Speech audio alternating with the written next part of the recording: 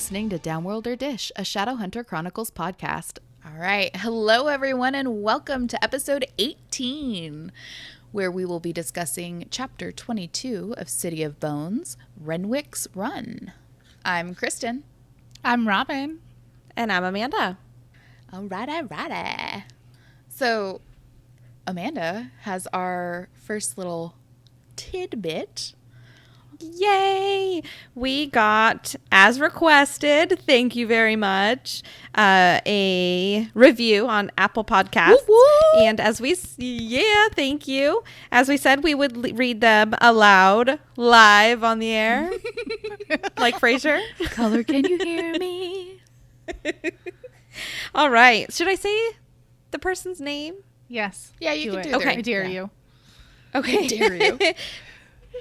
So it's Invisible Monochrome. Thank you. And and they said, literally listen to this as I do homework or anything else. It's great. Makes me want to read TMI for the fourth time. P.S. I'm the annoying one who always comments on the Instagram. Not annoying. Thank you. Not annoying. Not at all. Not annoying. We're very excited. We love the interaction. We're like, oh my God, someone commented. Oh my God. Screenshots all around. Yes, thank you for taking the time to do that. We soups appreciate. Soups appreciate. Cross our fingers. We might get another one for next week's episode. Hey. Oh, boy. So how was everyone's week? It was I good. can't complain. Yeah. Do you have big plans for Listen. the weekend? We're working. Oh, that sucks. Everybody's working on the weekend. Yeah, not for the weekend. No, not us. Not at this time. Okay, so I don't mean to butt into your typical. Mm-hmm.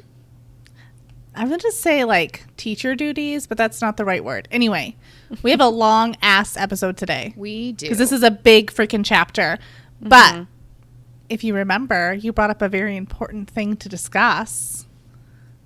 And it happens to be about the British Broadcasting Yes! Oh my God! Corporation. I can't believe I forgot. Oh, I know. I know. I sent it to you. So we got some crazy news this week, which will be a week behind because we're a week behind. Ahead. Yeah, we're a week ahead recording. Anyways, not important. The important part is that they are developing an Infernal Devices TV show via the BBC, which gives me hope. Or I guess I should say the BBC is developing Infernal Devices. Is it confirmed or are they just talking about doing it? It's confirmed that it's in development. Okay. So what that means, we don't really have a ton of information. We know it's been optioned before, but not through the same people, as far as I know. Yes, ma'am. Okay. Infernal Devices. Remind me. Is that just the first three? Or is that the first three and then those additional three later? The Infernal Devices is a trilogy that is set in the very late 1800s in London. Oh, that's right. That's the next set. Correct. Duh. Not these. So you won't be able to watch this TV show for a long time, Amanda. Well, maybe I'll catch up by the time it's out. I'm pretty sure she'll catch up by the time it's out. Because remember, we're going to do the first three, and then we're going to do Infernal Devices, and That's then fair. the second three of the Mortal Instruments. It's probably just hopeful thinking that they'll have it done like now. Yeah. I don't. Here's my thing. I think we'll get that lucky. The likelihood of the BBC screwing this up is very slim. Okay, let's not I'm throw hoping. that into the universe. I don't say it's very slim. It's less likely that the BBC will fuck it up than Americans. Gotta have faith. Bum, To be bum, fair. bum. Yeah. I don't want to put too much pressure on it, but like, we're rooting for you. Yes, we are. Is this like the You have a lot of people. 3 strikes and you're out, motherfuckers? If you can't get it the first 2 times, if you're not going to get it the third time, then we're done. Yeah. Which I like. Let me just make it clear. I was not a fan of the movie at all. Point blank, no. I liked the TV show. See, I'm the but opposite. It's kind of like, it's, to me, I think of the TV show as the J.J. Abrams Star Trek thing. It's its own thing. It's separate. It's not, it's not set to be like set up to be, like it's a different universe, but that's how my mind needs to compartmentalize it. Otherwise I go nutso. Because it's basically Shadowhunters through the lens of like Xena Warrior Princess in The Cheese Factor. Well, the thing is, it's such a great story, and I feel like if they would have just left the story alone, which, okay, we're obviously going to go into this later. I know. It would have been fine, but they wanted to church it up to make it more appealing to more of a mass audience. But they didn't church it up. They sexed it up. Yeah. I haven't churched it up as in, like, more drama, more blah, blah, blah. Right. Isabel and them are, like, 30. Yeah. They made it more episodic versus more of a saga. Right. Anyway, we'll get into that later. Anyway. Here's looking at you, BBC. Please. You have my heart in your hands. Do us right. Don't do us dirty. We've been through so much as a fandom. We cannot handle it. You gotta do it right. Yep. We're just gonna sit excited. over here, I have George faith. Michaeling. Yeah. Literally. Yep, exactly. Well, we have something special today. Yes. All right. So Robin has planned something special for Robin's recap. So let's just jump into it. Okay, so very excited. Amanda and I were chatting earlier today about work on Skype because I can't do anything by myself because I am very codependent. No, And as before I was getting ready to leave, it was like, what, 6 o'clock, 5 o'clock? And she's like, hey, dummy, don't forget to do the recap. And I was like, oh, crap, I totally forgot to do the recap. So then I told her my idea, and I thought that I wasn't sure if it was lame or not, and she encouraged me. So we had a little collab, and I wrote this epic cover song today. Oh my God, I'm so excited. And I have no talent musically, but Amanda's husband has lots of talent. So somehow she persuaded him using her womanly wiles. Yeah, totally. I don't know if that's true. Anyway, so this is going to be performed by the ever-talented Andy, who is going to be performing as Lucian Greymark. So thanks for the collab, Amanda. Thank you, Andy, for your bow hunting skills, nunchuck skills. Yes. Feather staff. So I just have to say he was really nervous, which is funny because my husband, I've never seen him nervous before. And so we did this a couple times, and he had a lot of fun. So let us know if you like it, and then maybe we can have a round 2. And this is the first time I'm hearing this, so I'm excited. previously on Downworlder Dish. Now, this is a story all about how my life got flipped, turned upside down. Let me take a minute, just sit right there. I'll tell you how I became the wolf of the were. In West Alicante, born and raised without friends on the playground is how I spend most of my days.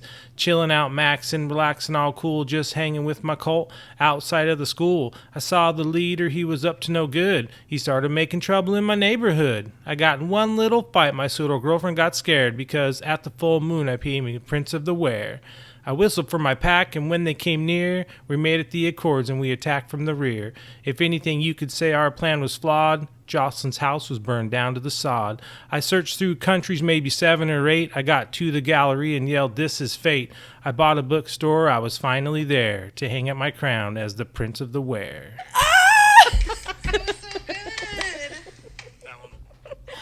Oh my god!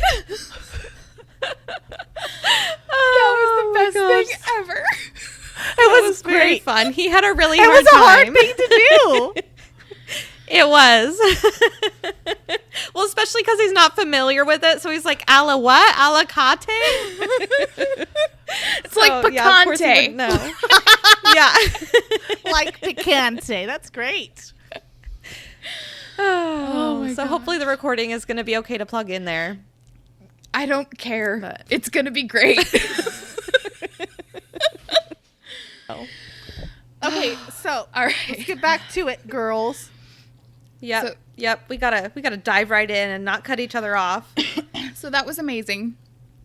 I can't believe, Robin, that you were able to so quickly slap together that verse. Yeah, it was We had fast. some mad rhymes.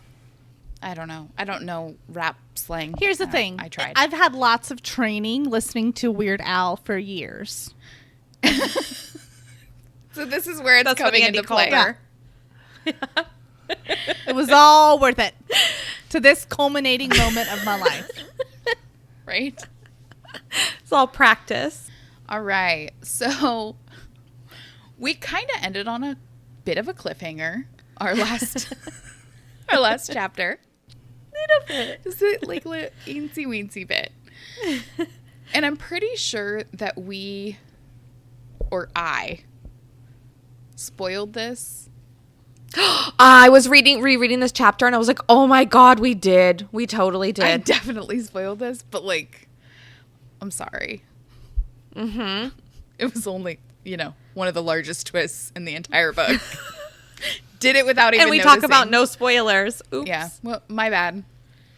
So, Clary is shook to the core as the puzzle pieces start clicking together. Valentine is her father. Hashtag daddy issues. Hashtag Nickelback song.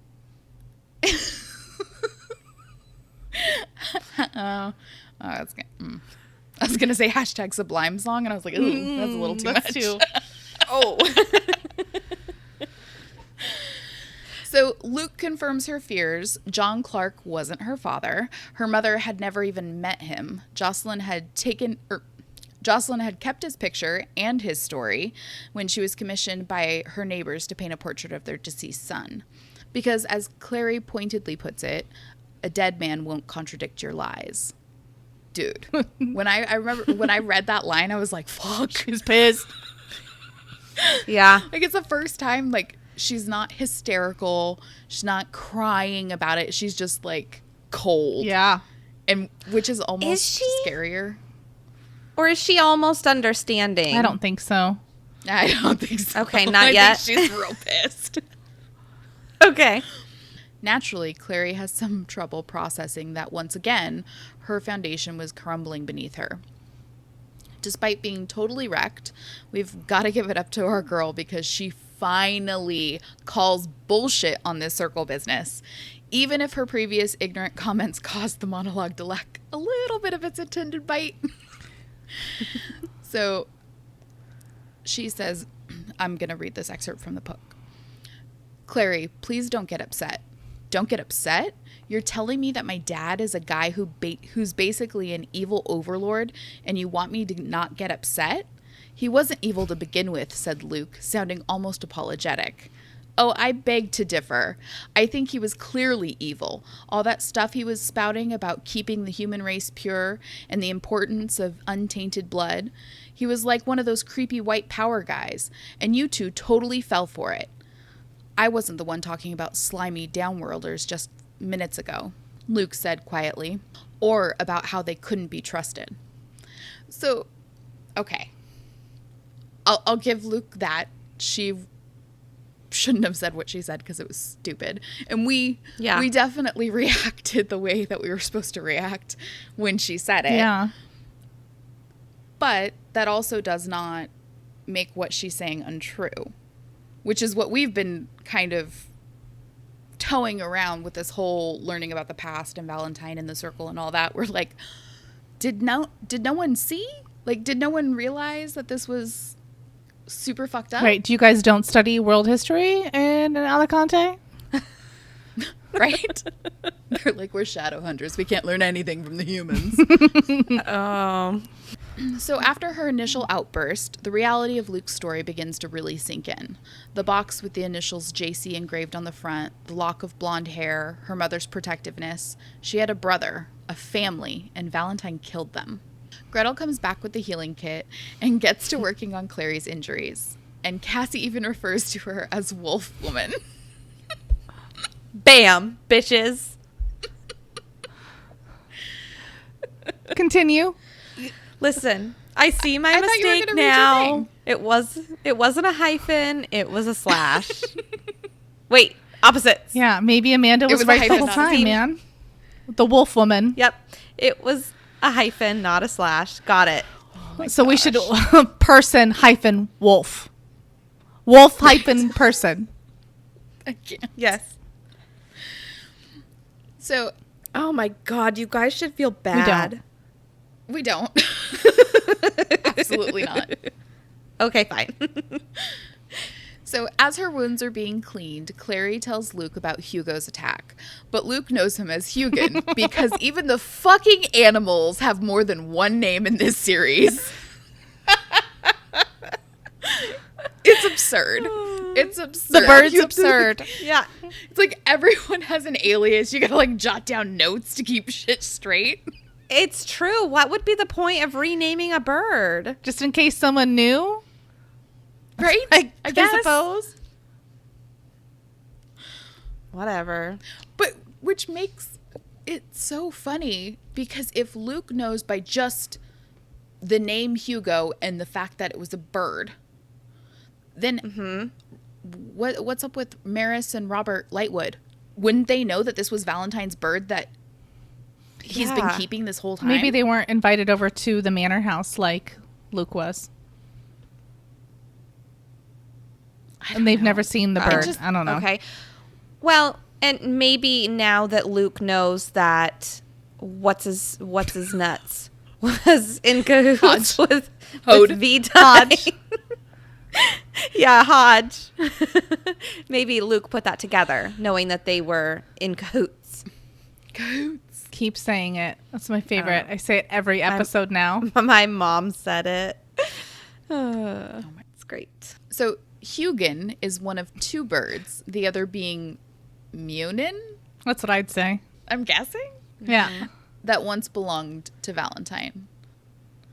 And were trained to like Attack, I guess. Who wants murder birds? Okay, actually I kind of want murder birds. Right. Robin does. We know how No. much she likes birds. I mean, I guess if the birds were murdering on my behest, Right. I'd be a little more open to them.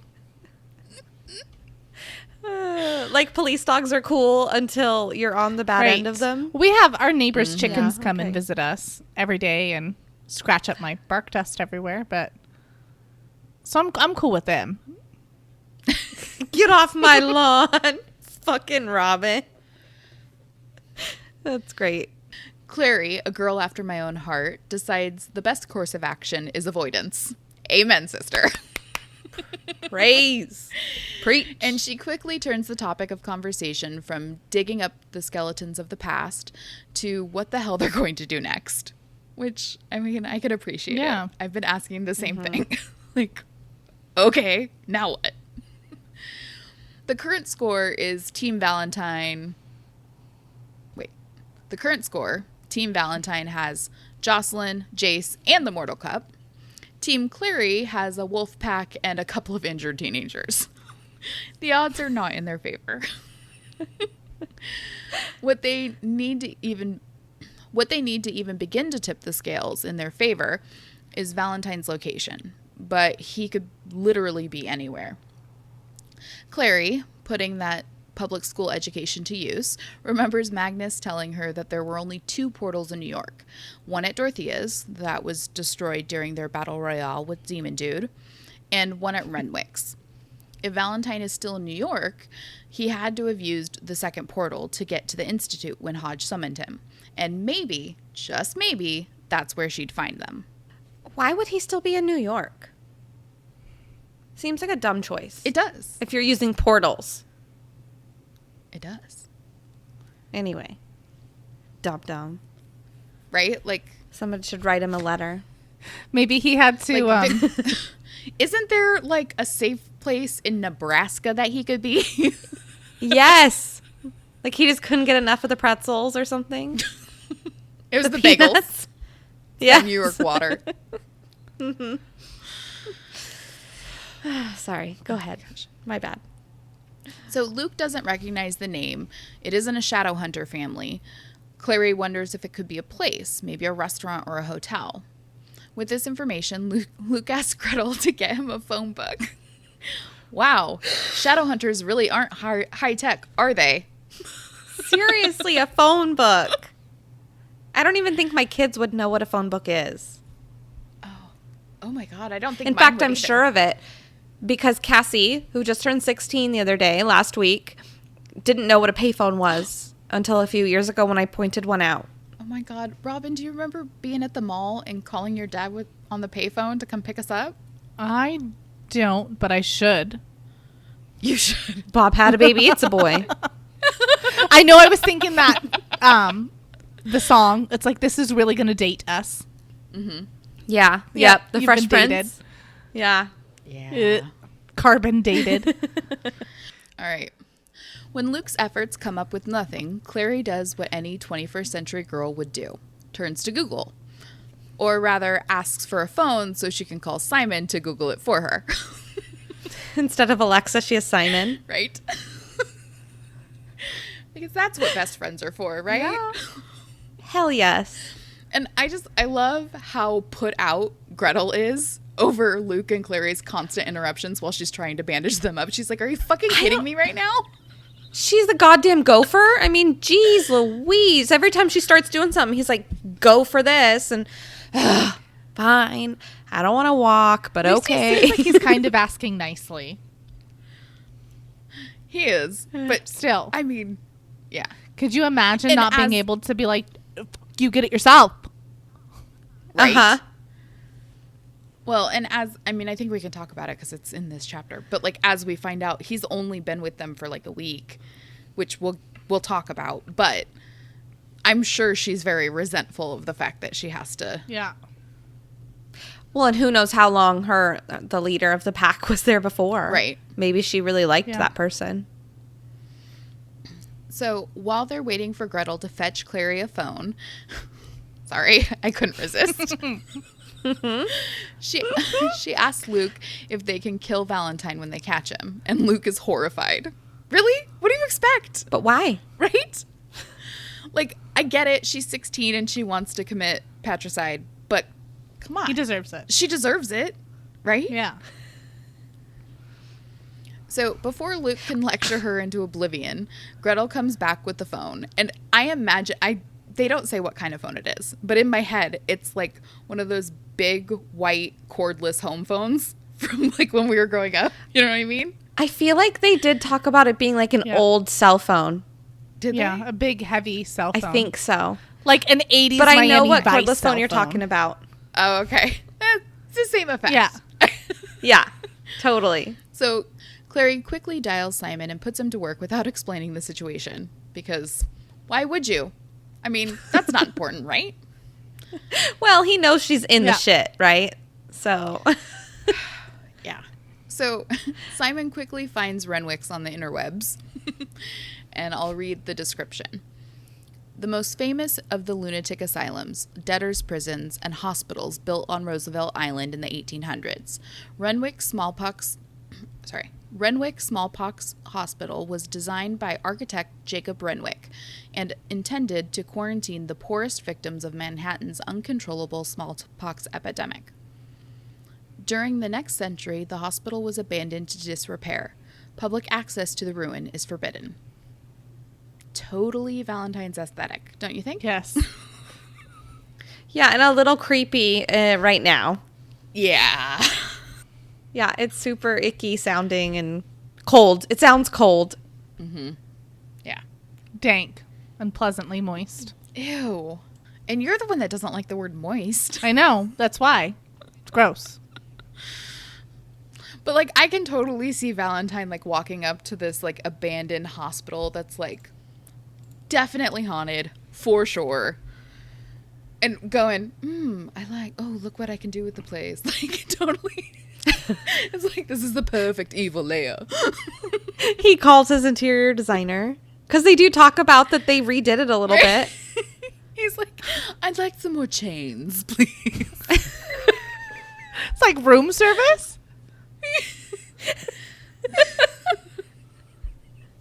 Governor. This dungeon Governor. just won't do. I just, in my head, Valentine is super posh. You know what I mean? Okay. Like, he's just like, I don't know. Almost like the bad guy from Hunchback of Notre Dame. Okay, yeah. You know what I mean? Where he's like, whatever, but he's really evil. Anyway, I'm real good with words today. Good job. So once Clary gets what she wanted from Simon, she promptly ends the call because she's the worst friend on the planet. Seriously. Okay, for real though. Call me from a strange number and ask me to Google some Silent Hill shit for you and see what happens, bitches. I would track your asses down so fast. And just be like, sorry, can't talk, bye. No. Well, and he's desperately wanting to help, and she just shuts that shit down. Right? He came in useful last time. I'm just saying. Bow hunting skills. Come I mean, on. come on. He saved their asses. Yeah. Clarissa. Bow shizzle. So when Clary relays the information to Luke, he immediately recognizes the significance of Roosevelt Island, which he refers to as Blackwell's Island, as it was owned by an old Shadowhunter family. Perhaps the family of Blackwell? You know, one of Valentine's henchmen who Jace identified as one of his father's killers? That guy? I got two. Like maybe we could put names. 2 and 2 together? Say it ain't so. It's just silly. Yep. So, without pause, Luke calls for his pack to assemble, Power Rangers style, and prepare for battle. So, Clary notices something in Luke's expression that reminds her of Jace during a fight. Okay, so do you guys think that this is the same, like, dangerous glint that she had mentioned she saw in Luke when they were spying on him at the house or bookshop? I don't think so. But to be honest, I don't really remember.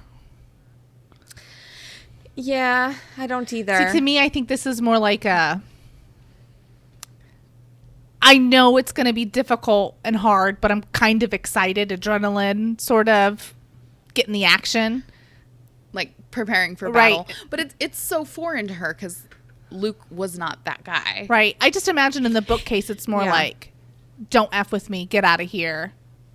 Sort of. So maybe there's a little more A little excitement. more fierce. Yeah. I don't know. It's interesting because Luke's been basically a soft boy this whole time. And then now she's like, whoa, what is this? He's a super BA. Right? Okay. So Taking out the leaders. when Clary and Luke are about as fixed up as they can be, he leads her out of the cells and up to the street level of the building, which happens to be an old police precinct. Side eyes, freeform.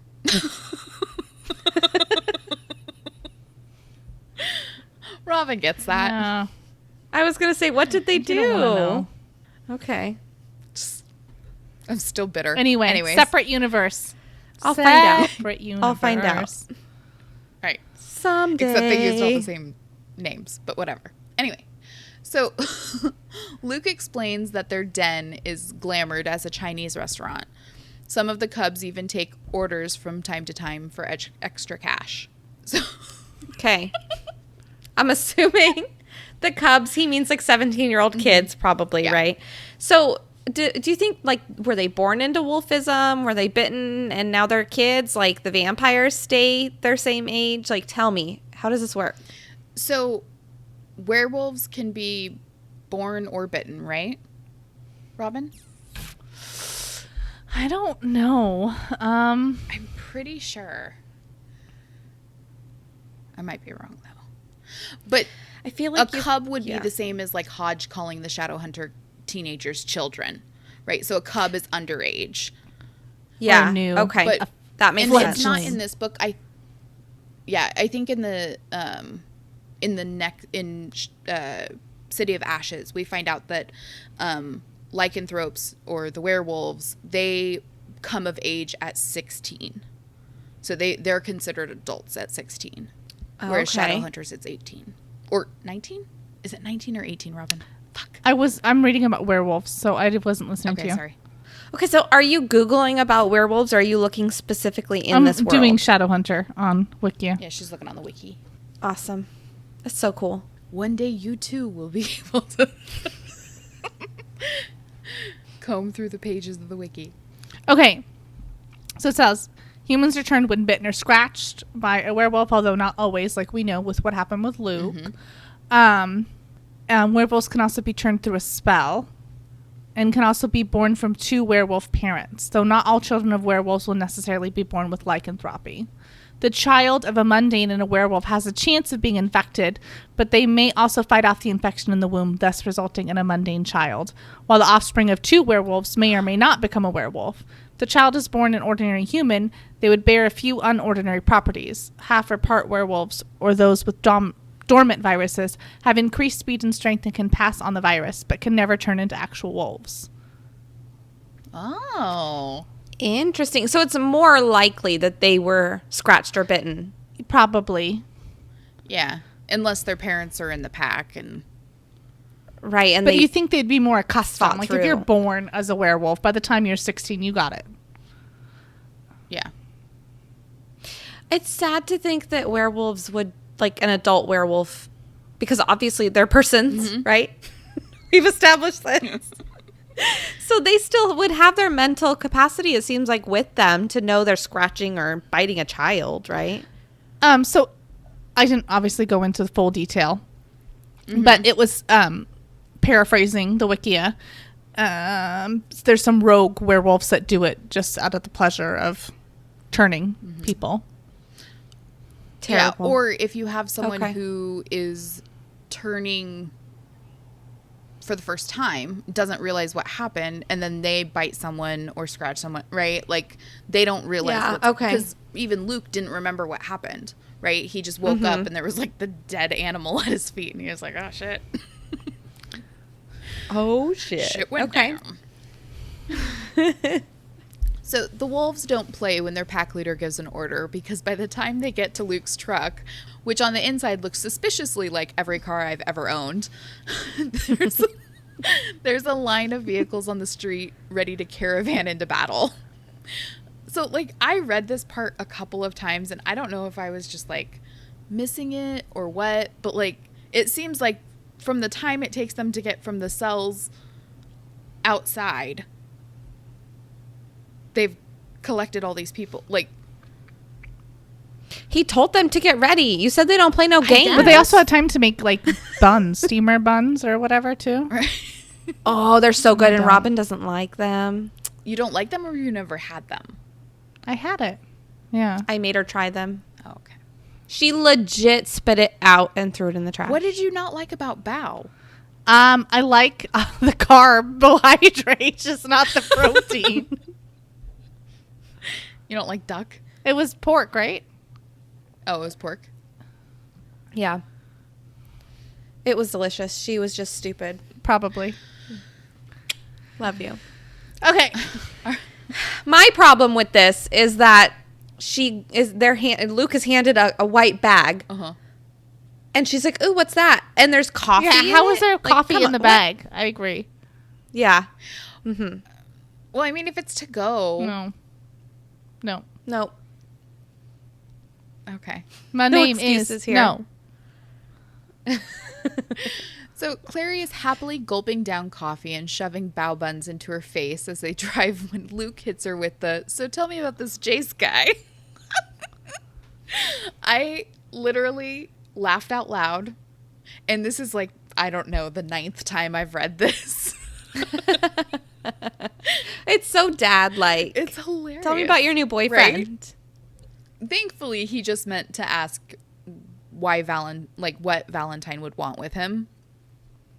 But I'm pretty sure he picked up on something when Clary kind of spazzed out and choked on her food. It's like, she has no chill. Yeah. So Clary gives Luke the breakdown of Jace's tragic past and quickly changes the subject, wondering aloud if Luke was going to wolf out when the moon rises. So no such luck. Fair. That's fair. Right? It's a fair question. So, Yeah. No such luck. New pups can't control their transformation, but he's had enough practice that the moon only forces a shift when it's completely full. So they banter a bit, and she asks him if he wants to hang his head out the window. which is funny. But I like kind his of a dick response. move. Yeah. And Luke drops a head-spinning bomb. He's only been the pack leader for a week. So it's really weird that he speaks so comfortably about his pack. Like, even though he's only known them for a short time. Like, he's like, it took a long time to get her, to break her of the master thing. But I'm like, what, 3 days? You had to ask her twice. Yeah, and he's like, Right? the cubs when they're bored. Like, you've been there a week. How do you I'm even sure know? they probably tell him stories or whatever, and he's just, you know, Yeah, that's true. trying to Still, pass it's it just off. kind of like one of those weird things. It really felt like he had been, like, this was his underground I life thought that too. she didn't I know was about. imagining how his relationship worked with his bookstore, packing out, and then hanging out with Jocelyn and Clary. And I'm like, oh, wait, you didn't pack out? Right? Yeah, so he wasn't part of a pack for a while. He was just like Yeah. his own Yep. dude, A lone reading books wolf, if and you just will. decided. Oh, God. Okay. Oh, my goodness. Yeah, he hung up his crown. Yeah. And now, finally, the chains at his house make sense. The shackles, The manacles. right? We thought he was just getting kinky with Jocelyn, but no. Wait, They're to What do you restrain mean? himself when he, Yeah. yeah, himself. Interesting. I thought he can control not when himself. the moon though. rises. Mm-hmm. Oh yeah, the full moon, right? Mhm. Full moon. I Okay. see. Yeah, a but full we moon went and rising. searched his house and we found it and we were like, what? Yeah. What is he into? Some 50 Shades of Grey shit. Right, like I said, they are mounted to the wall with studs, probably. They've been there for a while. So Luke is kind of scary stoic when he explains that if he was going to take on Valentine to get Jocelyn back, he needed numbers on his side. So he tracked down the nearest pack and took over, i.e. he killed the old pack leader. Crazy. And it seems like super brutal, but the way that Luke explains it, it's just their way. So I wanted to read this little excerpt because he explains it better than I can. It was the fastest way I could think of to acquire a sizable number of allies in a short period of time, said Luke, without any regret in his tone, though without any pride either. She remembered spying on him in his house, how she'd noticed the deep scratches on his hands and face, and the way he'd winced when he moved his arm. I had done it before. I was fairly sure I could do it again, he shrugged. Your mother was gone. I knew I'd made you hate me. I had nothing else to lose. Oh, I had nothing to lose. Clary braced her green sneakers against the dashboard. Through the cracked windshield above the tips of her toes, the moon was rising over the bridge. Well, she said, you do now. Can we just take a minute to appreciate the fact that the entirety of this book has happened over the course of like a week and a half? Yeah. Could you imagine? It's like Sons of Anarchy. It's like 6 months and the whole like 7 years it took to make it. Okay, really quick, I have two things. So the first being, I feel like he would have been out of shape, and so he really risked his life to go do this attack on the leader. And they didn't know anything. Like, if he would have died, Clary would have thought that he really was just like, no, bitch. right. GTFO. Be gone. He was risking. Yeah. Yeah, he was risking. I wonder if he even tried to, because obviously you can step down from being a pack leader, because that's what Luke did in Alicante. Oh, right. Of course. Yeah. That makes sense. Right, He's still exactly. alive. You don't have to die to be done with the pack. So I wonder if he tried to like go in and like negotiate. Like, look, this is what's happening. I'm taking over or you Oh, die. okay. And the guy was like, come at me, Right. bro. So, do you think when that happens that it's literally just between like this new person and the Yep. leader, or do you think that okay, so like Gretel No. couldn't be like, no, bitch, I'm gonna back They you can't up. interfere. Yeah. Like they challenge you to a duel. Okay, 10 steps. Yep. And then there's Got it. like no there's no fighting it once Luke killed him, like, power transfers to Luke. There's no, like, So- they can't resist it. Okay, did he sign a DNR? Can they give him CPR? I guess Luke would have to finish him, right? Like Mortal Kombat. Finish him. It's like, we are so dating ourselves in this episode. Right. And I'm about to do a little bit more because the next thing I have to say is totally a mom thing. I hate that she has her feet on the dashboard. That is so dangerous. So dangerous. That's She's what's going to get her dangerous? knees right in her face. You're going to break She's both your literally legs. Driving. And her face. She's literally driving to murder her own father. Oh, yeah. Whatever. You got to make it there first, girl. Wear a seatbelt. Feet on the floor. I love you. All right. Luke and Clary arrive at the hospital. They went from pavement to gravel to dirt. And I feel like I'd be worried about someone like them hearing me pull through the gravel. Seems like they had a long drive on the dirt, though, so maybe it was still pretty far away. I don't know. A mile is what I would feel like you could hear something. I don't know.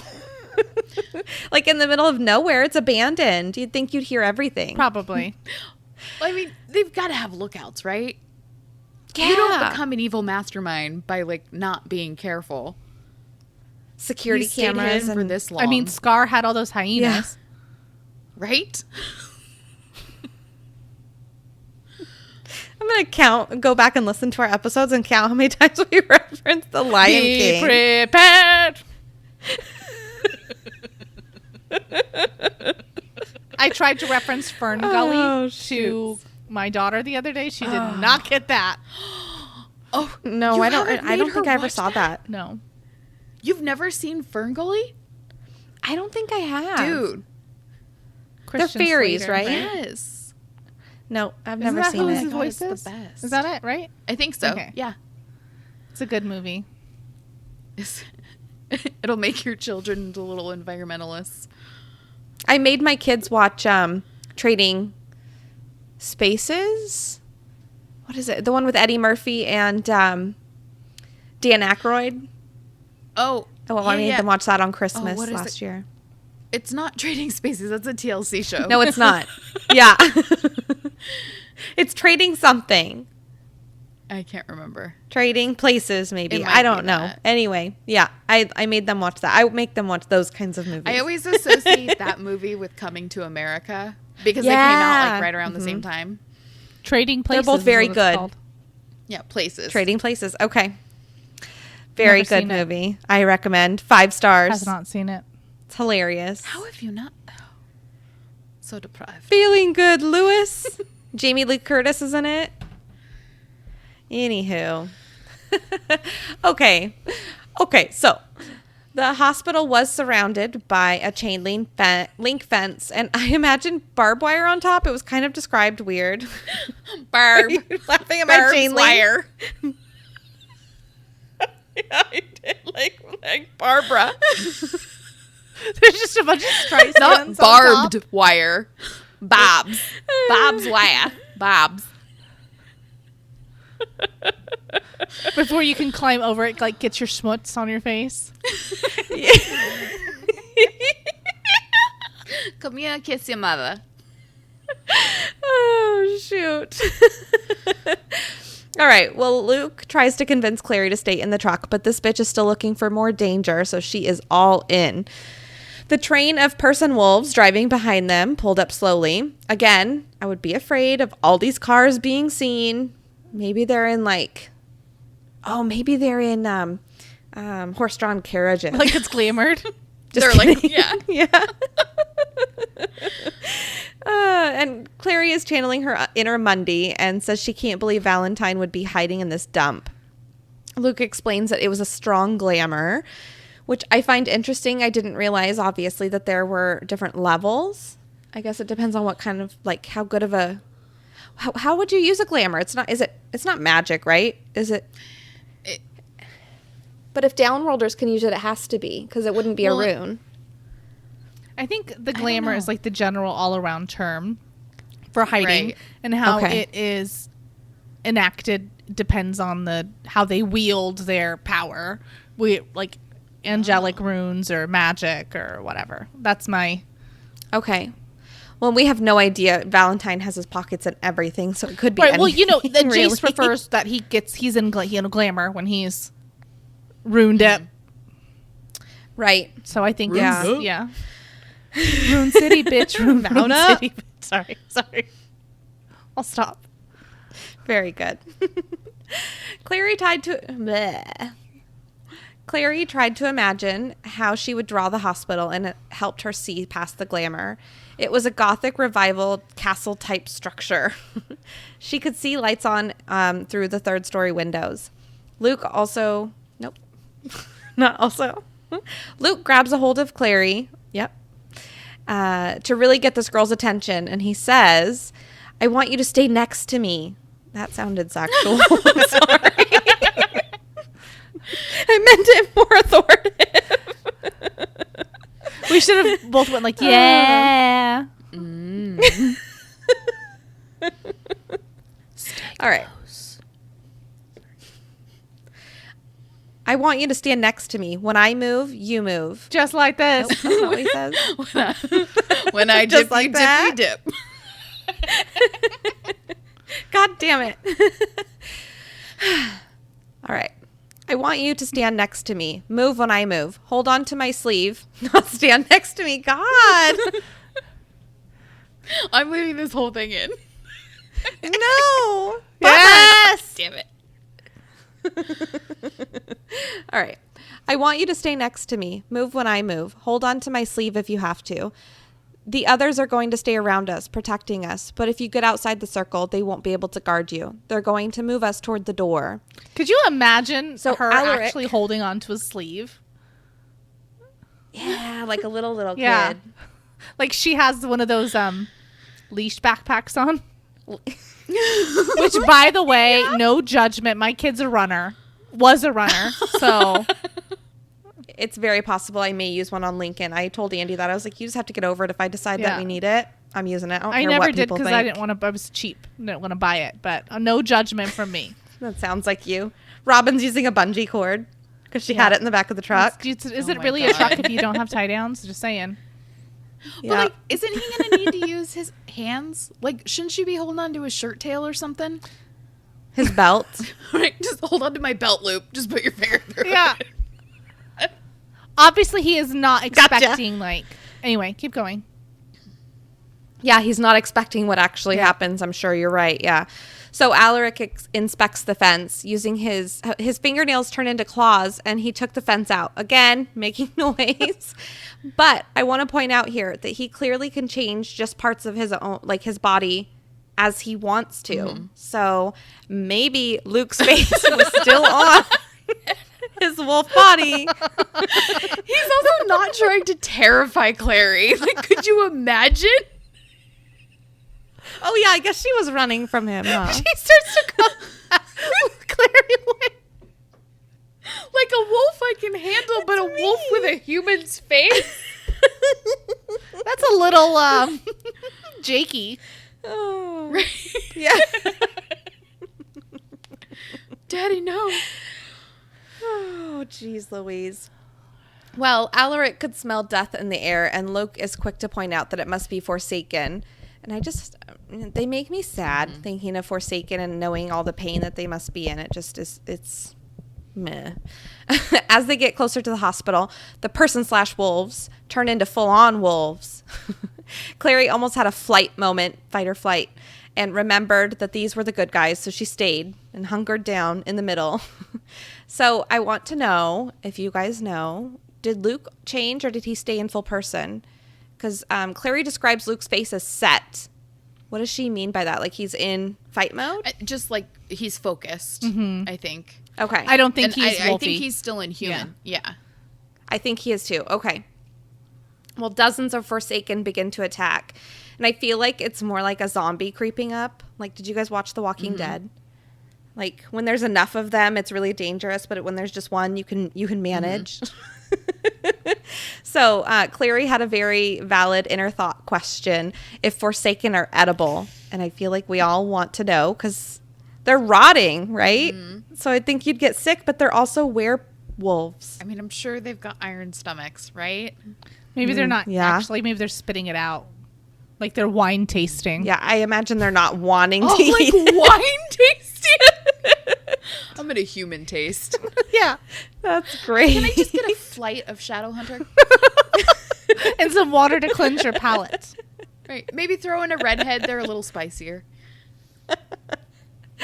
Oh, jeez, Louise. I'm getting crazy tonight. I made eat a Forsaken. Oh, God. What if they made you like drunk or something? Yeah. Like they're fermented? Like it's a drug. Yes, yeah. Oh, the pack starts tearing the Forsaken apart literally, like the scarecrow from The Wizard of Oz. My arms are over there, and my legs were over there. Understandably distracted, the massive fight scene going down before her eyes, Clary almost didn't see the Forsaken that had made its way through the circle. It attempted to stab her with a knife, but Luke was able to get its wrist, and Clary could hear the bone snap, which has happened to me before. When I broke my hand, I was like not fighting, but play fighting with a friend, and we were going like this. Explain and it for my our hand viewers. bent back too far. Oh, yeah, I guess I'm just showing you guys our fingers. Forgot we're recording here, not just chatting.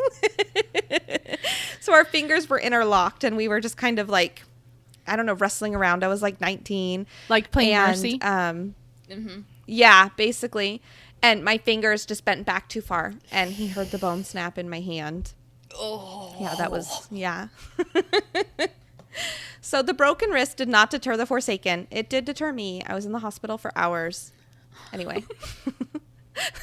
I am not a Forsaken. Clearly not.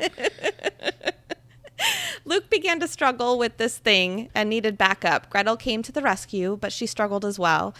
Since shit was already hitting the fan, Alaric scooped up Clary and got out of there. She watched Luke go help Gretel, but it was too late. The Forsaken got the best of her. And again, I think it's really sad that they've only known each other a week, and she just jumped right in to, put her life on the line because he was being attacked. That's just, I guess that's part of their lives. It's just crazy to have that instinct to just jump right in because he's the leader. How do you turn that on and off? You don't. Yeah, the instinct, like you said. It's crazy. Well, as Clary and Alaric make their way away from the fight, Clary takes this quiet time to apologize for throwing a knife at him at the Hotel du Mort. For the second time. And I just feel like it's it's really awkward timing. Get over it. He doesn't care. He's a wolf. Right? person, but a scratch. Right. Yeah, exactly. It is but a flesh wound. Luke caught up with Alaric and set Clary. Luke caught up, and Alaric set Clary on the porch. Luke and Alaric discuss Alaric going with them inside, and Luke is now. Oh, he's explaining now that since Gretel is gone, which is sad to just kind of move right past that. It literally just happened 10 seconds ago.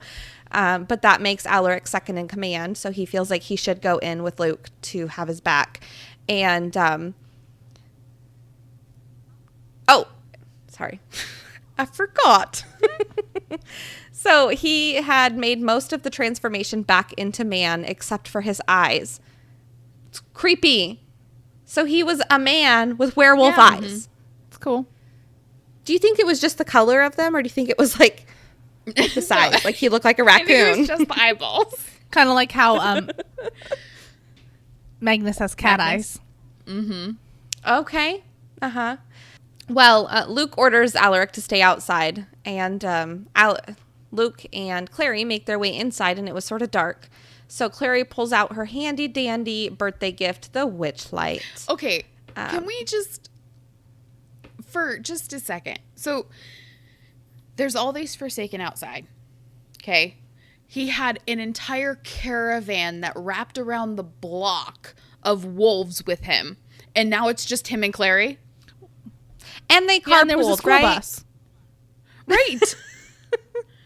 Like, it does seem weird, but it sounds like they're still out there taking out Forsaken. I know, but like, don't you think there might be a few inside? That's a good point. Yeah. You're just going to be like, he's just like, we just needed you to get through the lawn. He's like embarrassed to be seen with them. No, just stay outside. You stay here. You make it past this point, you deserve to come in, bro. Right? Come on in. Jesus, you made it to the checkpoint. Oh. Yes. Exactly. You leveled up.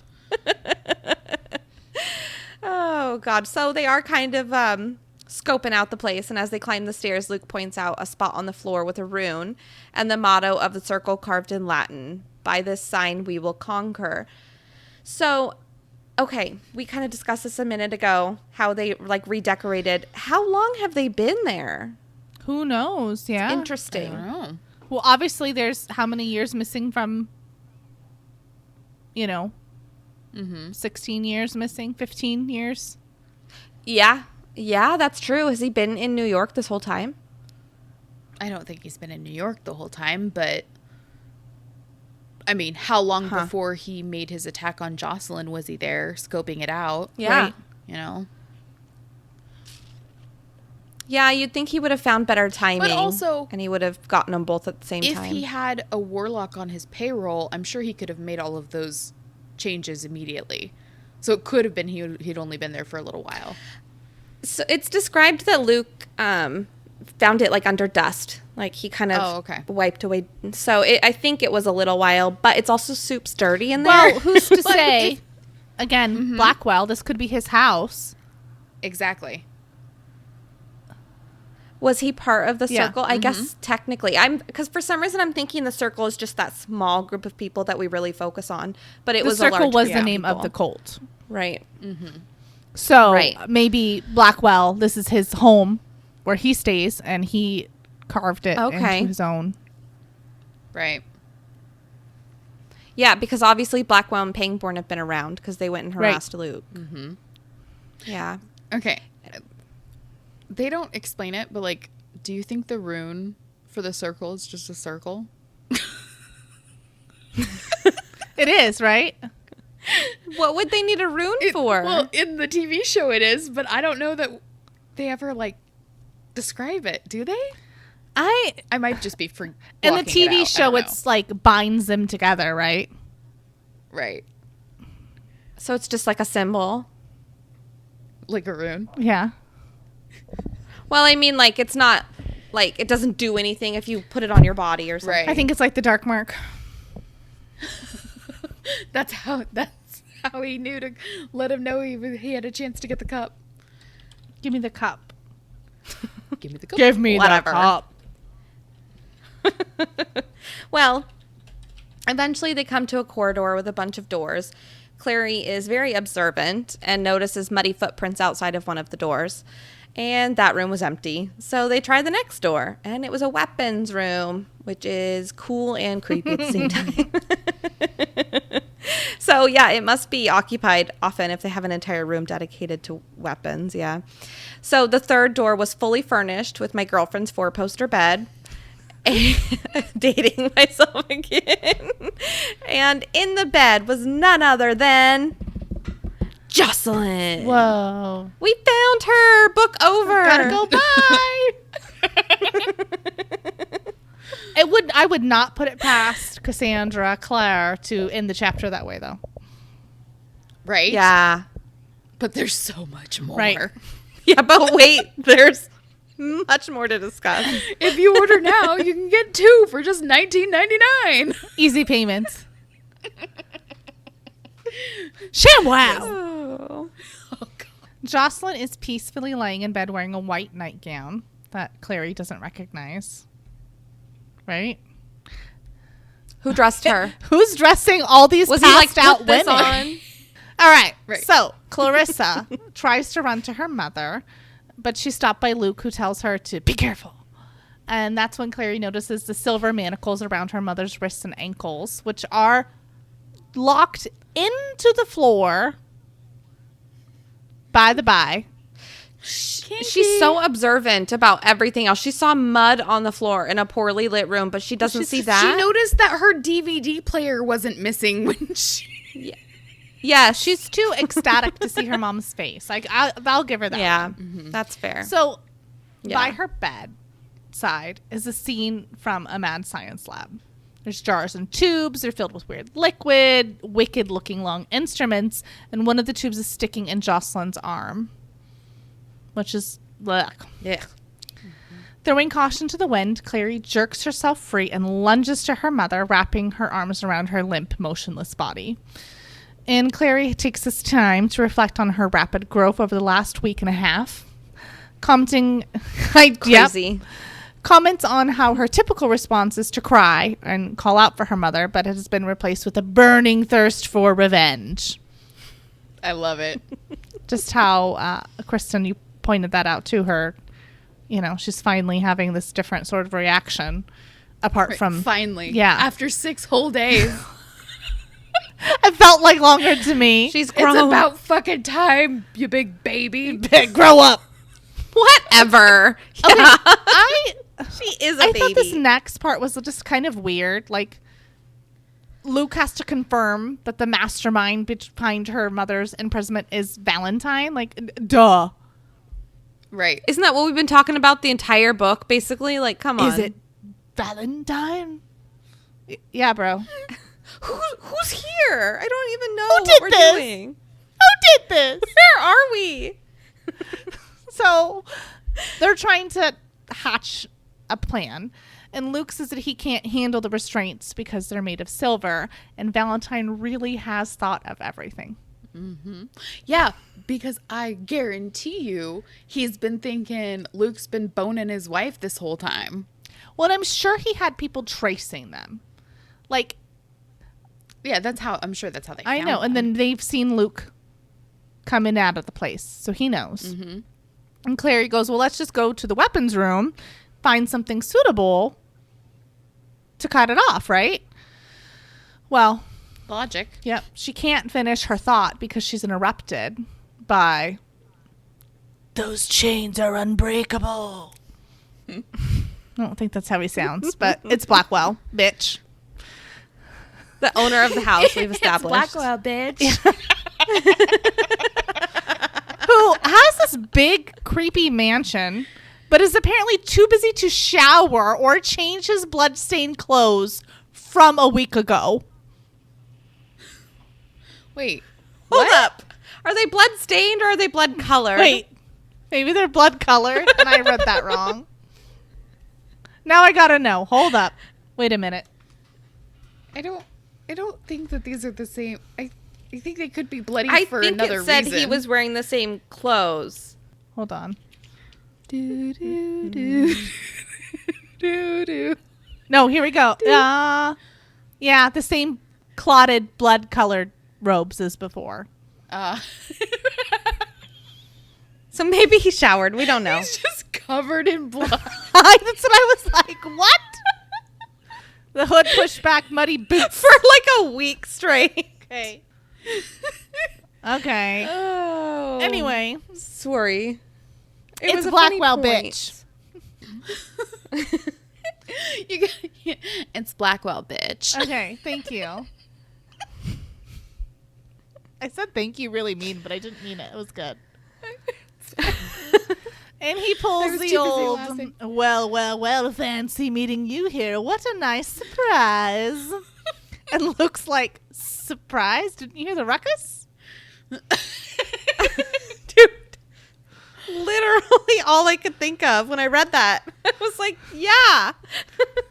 So Blackwell is totes embarrassed, bypasses the sarcasm, points out that Luke is once again a clan leader, and he can't seem to break the habit of getting Downworlders to do his dirty work for him, while they're outside getting shredded by Valentine's troop, and Luke is up safe with his girly friends. And look, I'm no Blackwell fan, but I can't help but feel bad for the wolves who are losing their lives fighting the Forsaken. And Luke just strolls in, kills their clan leader, then marches them straight into a battlefield. Yep. Yeah. Which, I guess we've kind of been talking about this whole episode, but it's their thing. I get it.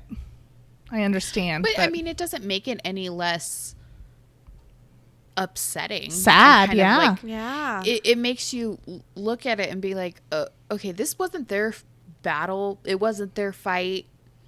They came in and just get slaughtered. Which- and Luke, what's so crazy, and I guess it's the question is like, what would you do for somebody you love? Because Luke knew that this was going to happen. Well, I wonder if he's And using. he set out Sorry. he set out to specifically take over this pack so he would have people to fight with him, and he knew that they were going to die. So not only did he just murder this random pack leader to take over his pack, he now is responsible for all of these people that are under him that are now dead. I wonder if he's kind of using the pretense of Valentine kills Downworlders and has a thing against wolves, so Like a way to justify himself. Yeah. Even though we all know it's because of Jocelyn and Clary. It Right. doesn't have anything to do with definitely. that. Right. The lens is eventually it will be your fight. It's just I'm bringing you into it early. Yeah. Interesting. Yeah. So Luke jabs back, pointing out that they're not so much as troops, more like a horde of once humans. And by the by, the Clave is going to be pretty TO'd with all the black magic and torturing going on. Mm-hmm. And Blackwell's like, fuck the Clave.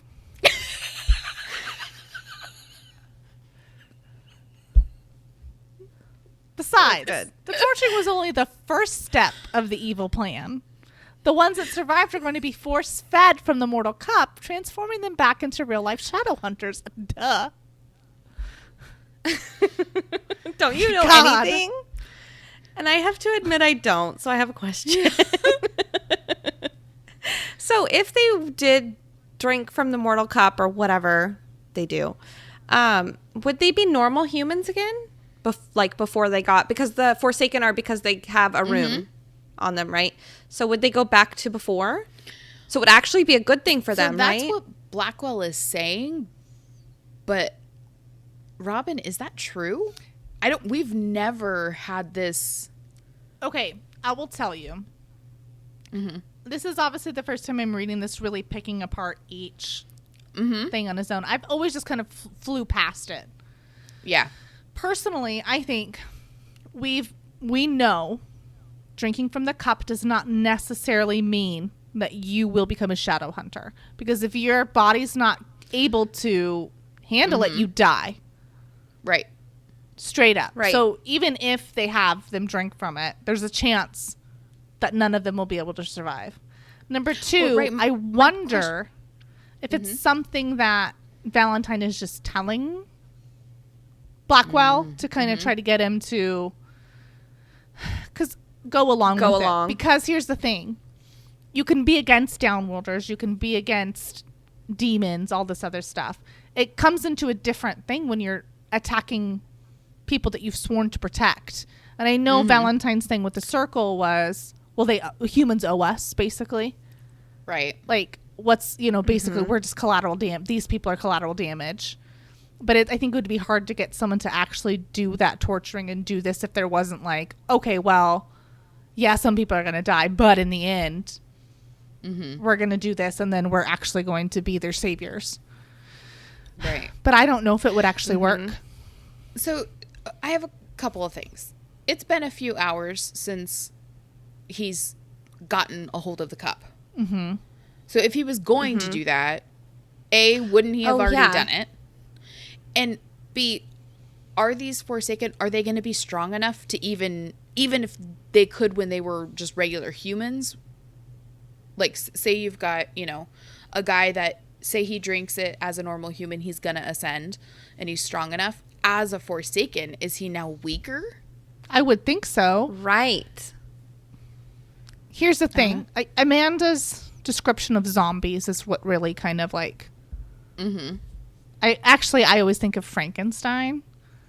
And like specifically now, Frank from Hotel Transylvania. Just so Your mom is showing. You being a mom. And my thing is, so like they're getting their arms ripped off, like the straw man. The straw man? The scarecrow. Scarecrow? As Amanda said. They are still alive. Their heart's still beating. Their brain's still working. They're in so much pain from what they're already going through that getting your arm ripped off doesn't heighten your threshold of the pain you're in. Right. Which is why they're not reacting. So can you really go back from that? Yeah. Can you imagine where your mind would be after going through that kind of pain? That's just... Well, and that also brings up the question of what does it mean you have to be strong enough to ascend, to turn into a Shadowhunter? Is it strong of body? Is it strong of mind? Is it strong of heart? Like, what does that mean? You have a really good immune system. I think it would be strong of, like, mind. Taking your vitamins. Strong of mind. Vitamin C. Yeah, I think it would be. Well, I think it'd have to be a little bit of everything. Right. Or like spirit or whatever. Right. Like, I don't know. I agree. I would feel like you physically would need to... I don't know. For some reason, I feel like it's like running through your veins, like electricity almost. Yeah. You're either going to be special. Like, you're either going to have the antibodies or you're not. Right. Yeah, you're either Spider-Man or... You're Dieter Man. I was going to say you're Robin, but that's Batman. Anyway. Yeah. Who knows? He was just rich. I don't remember this from before. Mm-hmm. And I just don't... Personally, I don't think it's possible. I think it's just to make them complacent. That's It's my just a 2 line. cents. Yep. Yeah, because that's a very good point. Like, why wouldn't he have already done it? Because then he would... Although, I guess you would need to train Shadowhunters. They would be kind of worthless without knowing Or maybe anything he if they did become was expecting an Shadowhunters. attack and he wanted them to still be forsaken, and then whoever's left over from Yep. this battle, Yeah, he needed Yeah. the numbers. because Right. forsaken are obviously easier to I don't know. control. Mm-hmm, Yeah. for sure. Who knows? Yep. But Luke also wants to know, and he's like, "Cool story. Why hasn't V-Tank started the process yet?" Blackwell starts to answer and gets out, "Didn't you know he's got his..." But he's interrupted by Pangwell, which, P.S., keep imagining a Crab-Goyle relationship here, just so you know. Uh-huh. Yeah. 100%. Yep. And he... sorry. He basically tells him to stop laying out the rest of Valentine's evil plan. You're like, finally someone said it. Quit monologuing. Okay? Mhm. Luke, of course. I like that you said Pangwell, by the way. It's Pangborn. Instead of Pangborn. Well, That's their couple name. Their that's celebrity the couple name. relationship name. Yep. Okay, well, I love it. You're shipping them. yes. I want that fanfic. Okay. Luke wants I bet there is one. Dude. Probably. Okay, so Luke wants to know the deets. What is happening to Jocelyn? She isn't useful to Valentine anymore now that he has the cup, so he doesn't need her. Like, what's going on? What's happening? You're an idiot. I wrote it weird. Love so. Not you, Luke. Luke's a fucking idiot. Oh, okay. I was like, Pangwell. I'm just kidding. Pangborn's like, don't care. Basically.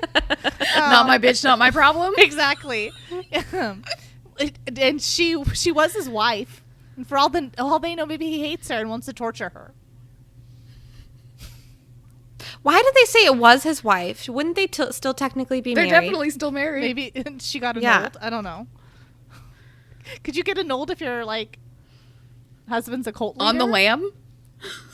I mean, you post it to the board at the courthouse, like when you had to change your name, and if he doesn't respond, I think you get it. Okay. Right. But I don't know if that would still be a But divorce. they were married in Alicante. And she fled Alicante. So Right. it's like she couldn't go through the court proceedings. That's fair. And he was dead. okay, Right. that's fair. Yeah, quote unquote. That's fair. So, I don't know why, but Luke tries to get Yes. them to let her go. And they'll leave, and he will, quote, owe you one. What? Yep. And They're just gonna be like, cool, dude. Okay, Sounds great. good. Like, what it's a gentleman's agreement. You know, I really did need a I favor. have to feel like it's like he's just trying to stall for time. Right? Like, Okay. He's Like, not, maybe they're stupid enough to do that. he's not that dumb. Okay. But No. Clary yells out no, reminding Luke that they still have to rescue Jace. Which, Because Clary's Robin and can't see what he's trying to do. right? It's like, I'm going to ruin everything. No chill. No chill. Blackwell's like, Jace? Never met the guy. But I did meet Jocelyn, and my God, what a stuck-up bitch. Walking around like she's better than everyone. She only married Valentine so she could turn it around on us all. Yes. Right. Whatever. Yes. She married him and let him impregnate her twice just as part of her evil plan. Right. Haha. Just to fuck with you. Well, it just goes to show you that they're probably just sitting around like at a fire at night eating dinner, and they're just talking shit about her the whole time. Valentine's just riling them up, feeding them stories of this bitch. This bitch. And this one time she drew me a picture, and it was not He's good. just going through a bad breakup, so she's automatically a whore in his eyes. They had to 'cause he's pick a side. that basic guy. Yeah. Yeah, I always thought she was rude. Right? It's whenever you So break weird. up with someone and they're like, all your friends are like, oh, here's the list of shit I didn't like about that person. Pull my diary out. The testosterone in the room finally explodes. Blackwell gets Vernon Dursley face, steps into the room, but before he's able to make a move, Luke throws a scalpel at him, hitting home and landing in his throat. But Pangborn seems unaffected by his fallen comrade. What the accuracy in that? That's Dude, amazing. right? That's a good shot, Clary. Take note. Mm-hmm. So Yeah. Luke tries to whisper some sort of plan to Clary, but she doesn't hear it because she's too, I don't know, just Clary She's too focusing on Clary. how fast Luke was. Like, listen, girl. Mm-hmm. Luke demands that Pangborn hand over the keys, but he's not into it. Further antagonizing Luke, saying, "What are you going to do? Throw a syringe at me? Fight me, bitch. I've been waiting to kill you for years." He's not I know. wrong. Like, now I have nothing to fear. Except that he's a fucking werewolf, and with a flick of his wrist, his whole fucking hand can become razor sharp talons that cut through a chain link fence. And he could make his eyes only into werewolves and stare He him could down. just terrify him to death by like changing everything but his face. Just parts. God. Jeez. Luke flings a person wolf hand out at Clary, who has an epiphany. Luke told her to run, duh. Oh my god. Got it. And she did. Message received. Right? Received, comma, Brett. Thank you. Okay, so she does. And she runs right. Sorry, my chair's squeaking. She does. She runs right into that weapons room.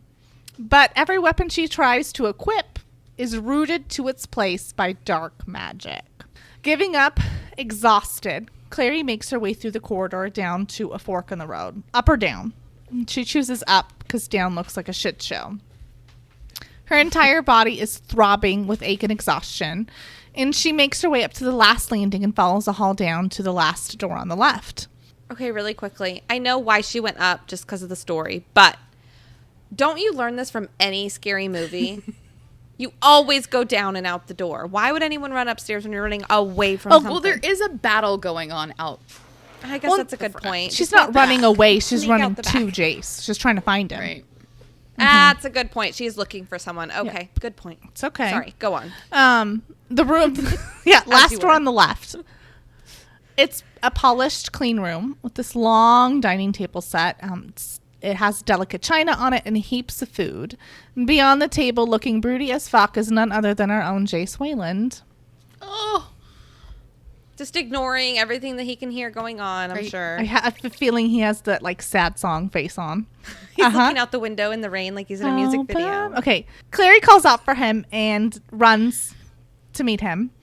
They embrace and he asks her, what is she doing there? And she's like, obviously rescue mission. And Jace is like, Clary, your MO's showing up. Why did you do this? You never think about anything.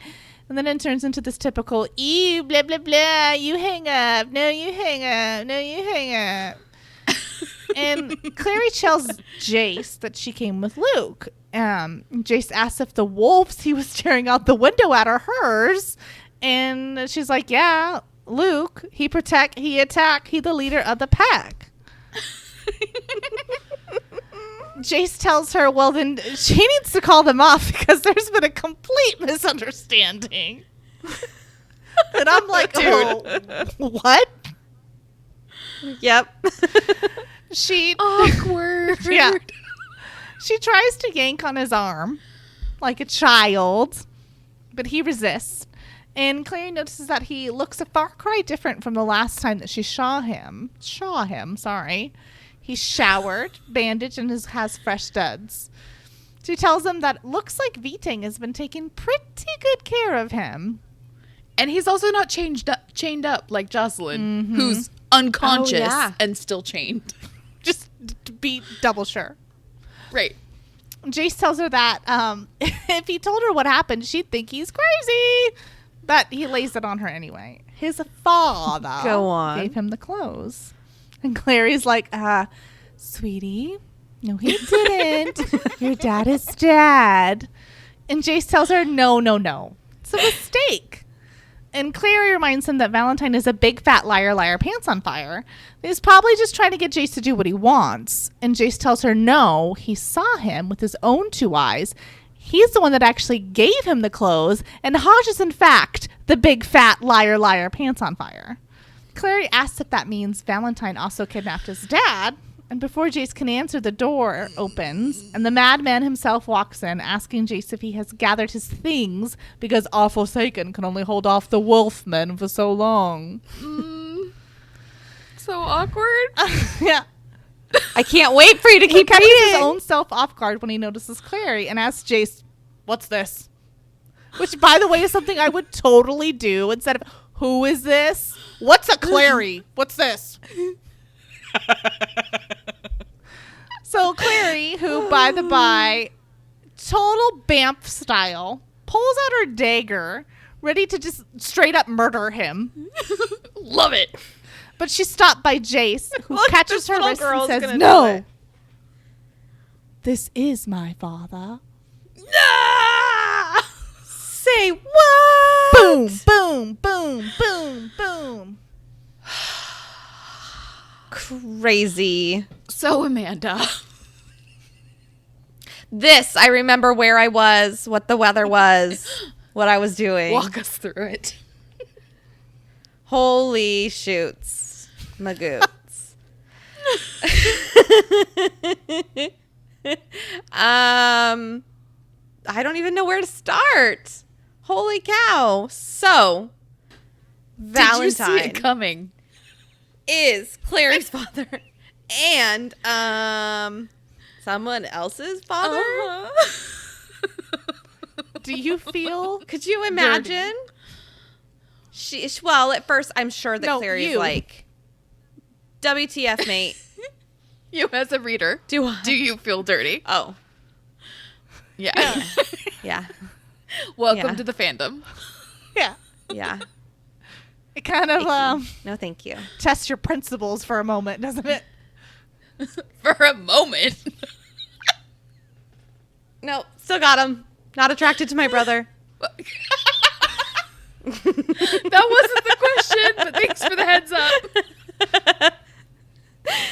Oh my Amanda gosh, doesn't. it's crazy. Clary doesn't know that his brother is Jace. Na-na-na-na-na-na-na-na. That was beautiful. Writing all the songs today. Oh man, craziness. So, Amanda, what were your other than what the hell? What were your thoughts, feelings?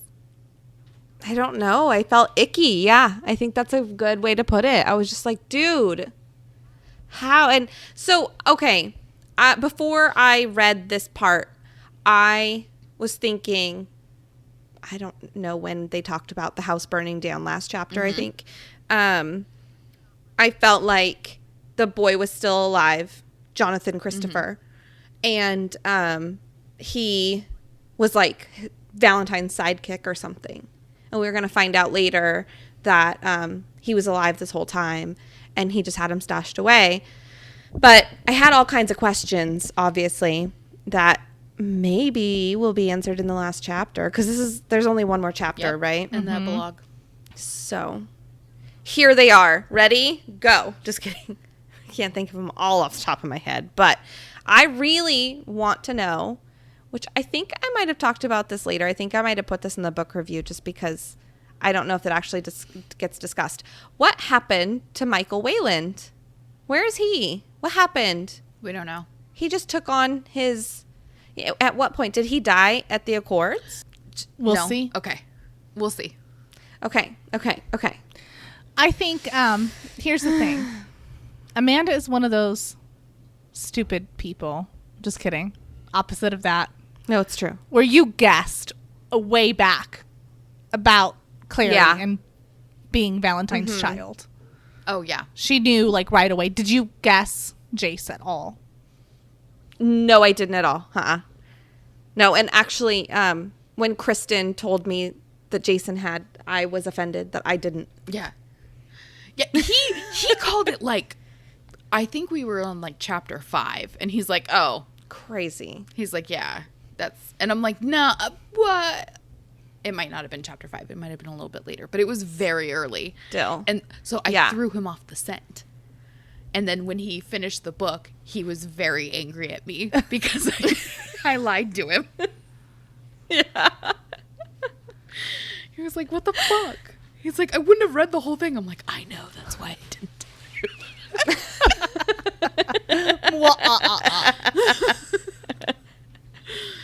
Yeah, I definitely had no idea. In fact, I think I even kept it to myself for a little while because I really was going to try to hold off to show my reactions until now. But that was months ago. Like, I wasn't able to only read a chapter at a time like I thought I was going to be able to do. It's because they're all cliffhangers. And you're like, fuck, now I got to know. Yeah. Yeah, so I did just, I read this, like, probably, like, 4 or 5 months ago. So I had to, obviously. So the next day at work, I was like, so, Robin, I finished the book. And she was like, tell me everything. And I was like, I don't know if I want to. It's so crazy. So, I remember just, like, my jaw hitting the floor. I was just like, wait, what? It's one of those things where you're embarrassed to I squealed, like I can't read anymore. Yeah. But then you have It's to. So you do. You have to. But like this is the defining moment in the fandom. Okay. It really is. I am interested to see how their relationship progresses. Like, what do they do now? What happens now? Right? Oh, Yeah. it's so weird. I mean, the good thing, they've only known each other for a week and a half, so. Right. That's a good point. They're not madly in love. Blech. I've seen that on TV shows where people like are IVF children. Oh. And it obviously my child is an IVF child, so but I know who his parents are. These people they had like single mothers that used IVF and had donor sperm, and they fell in love with each other and found out through one of those 23andMe type things or whatever, and like they were about to get married. And this was just a TV show, but you know, I wonder if something like that's really happened. Siblings. Yeah, so they were half siblings. So that was a big bomb. Yeah, tell us your thoughts. How did you feel? Did you guess it before? Yeah. I wonder, did they? Yeah. Because I sure didn't. No. When I was reading it the first time, I read that and I had to reread it. I was like, what? Say what? Yeah. This did not just happen. And then I was in denial for a while. I'm sure they both are right now. For a while. I was like, I can't accept this. I am very not excited for the next chapter. Just so you know. Why? I'm not into it. Creepy Jace. Oh, okay. Uh-huh. Anyway, that's all. Make sure that you crazy kids read chapter 23, Valentine. Vitang. Cassandra Clare typoed. It's Vitang. For our next episode. Don't forget to head over to our Instagram, Downworlder Dish Podcast, and check out our post for today. It is an Ask Us Anything. You can go ahead and leave any questions you have for our fabulous trio in the comments below that post, and we will answer them in our City of Bones book wrap-up episode. Yeah, and check us out for behind-the-scenes content and the latest updates. Check us out on Instagram at Downworlder Dish Podcast. We'll see you next time. Bye.